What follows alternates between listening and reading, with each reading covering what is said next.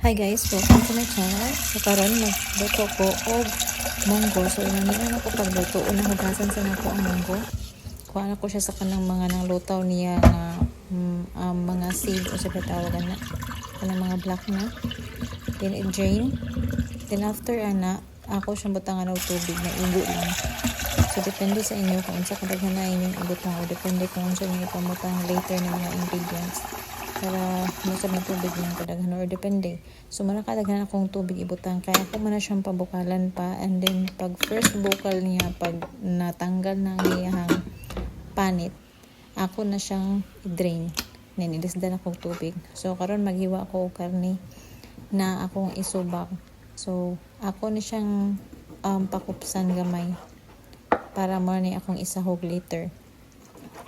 So kana lang siya isa ka slice na pork belly. Gamay ra akong ginabutang. Kaya napan mo yung mga utanon o mga gulay nga akong isago later. So, naibutang na ako siya sa pan. Then, ako na siyang hugasan. Hugasan na to ang karne guys. Tapos, ako na po na siyang drain. Nanagin ka simple ang pagluto og munggo. So, samo sa Cebu, ang munggo sa muna kay luya. Diri wala. Ako lang na siyang pabiyaan din ha, mga 5 minutes or until siya mukupos. So wala na siya itubig, ako na siyang hugasan, ibutang din ako sa pan. Then magandam na pod ko sa lamas na akong gamiton. So na isa ka bombay or isa ka onion, red onion. Akong gi-slice, may akong gigamit. Then mga pila lang pod ka ahos or garlic ang akong ibutang.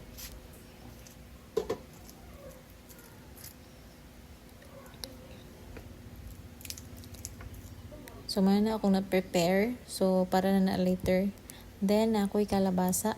Ako siyang sagula gamay nga kalabasa. Kaya wala man kayo yung mukaon.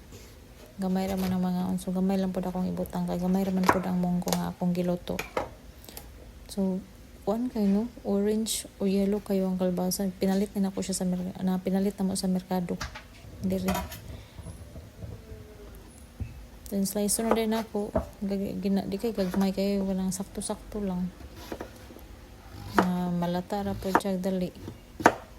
Mga ana lang gud kadag ko na akong ibutang na slice. Nagulat ra pud ko sa munggo na mobukal. So may nakadaghan na ang akong nahimo. Then naami kanang talbo sa kamote. Lami ni siya sa gulan kung ang imong ibutang kay kuan. Alugbati, pero wala naman may alugbati niya kanang kamunggay or kalamunggay. So gabi naman wala na ko nang kamunggay na nagulan pag yun na manggo dito sa likod. So kanara akong isagol karon. So isa ka bugkos na talbo sa kamote. Then ako na siyang hugasan. Na-prepare na ako para later kung ako nang malunod ang munggo na sa karne. So napod ko diri kaning spring onions kay na akong partner ganahan gid siya butangan og spring onions tanang luto. So butang lang ko gamay, mga pila lang siya pila lang nakalusok. Akong gibutang para panglasa man pud na. So na akong na-prepare guys. So ang munggo karon nagbukal na siya pero wala pa siya nagbulag ng panit. So, hulatan ako. So, wala pa po nagpupos ang karne. Hulatan po na ako. Kayon lang gamay. Atong laton nga makagawa siya oil. So, na siya oil. Mag-brown na po siya gamay. Brownish. Then, ang munggo to na wag natanggalan na siya og mga panit. Diba? Nasiparit na siya. So, muna nang ako na siyang i-drain. I-drain na ako kaisa. Kayungan ba sila dapat siya ilabay ang una niya na sabaw nga binukalan kay maka-arthritis or wako kay baluon sa basta mo na ilang ingon. So ako po ginayabo. Then ako na po na siya pabukalan og balik. Kanakadaghan na pabukalan na anak ko.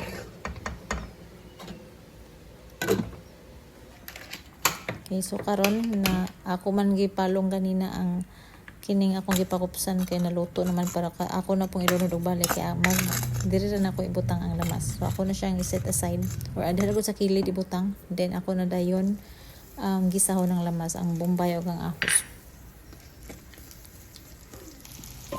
So ang munggo kay bukal na, ready na siya ibutang diri sa karne. So ato sa siyang ukayon o isagol ang lamas sa karne na lang gid siya. Simple lang gud ang mga step sa pagluto, pero sa mga sibulain magud ang pagkaluto. So follow ta kung silang gusto ng luto lang ito din siya. So karon ibunod na ang munggos kay nalata naman siya ikaduha o nabukal na siya sa ikaduha niya. Luto-luto na pud siya. Na diri na dayon nato ibutang ang atong mga lamas. So diyan ako ibutang ang lamas ang mga utanon. So ibutang na yun ang kalabasa. Then akong timpla na guys is asin lang o ground black pepper. Dili ko ga MSG or bisag unsa nga like pitsin or magic sarap. Dili may gabutang kay among kauban sa balay di sila pwede ana. So ang makapalasara gud niya makalami aside sa asin ug sa ground black pepper is ang mga lamas ug ang mga utanon. Mura gina akong gibutang. Wala gina siya mga MSG. Then luto naman ang kalabasa. Ibutang na din nato ang talbos sa kamote. So ato na sa diyang ipaluto og gamay ang talbos sa kamote. Then once luto naman siya, anha na din ako i-sprinkle ang katong sibuyas dahunan. Kay ganahan gusto may sibuyas dahunan. So ready na siya, 1 minute lang. Okay na hauno na din na. So ready na din na siya para sa panihapon. Ano kalami ang munggo, di ba? Ulan tagyod. So parisan siya pinirito sa sa kalami. So nako pinirito, look at that, di ba? Kanon na lang din kulang. Mana akong simple English. Thank you.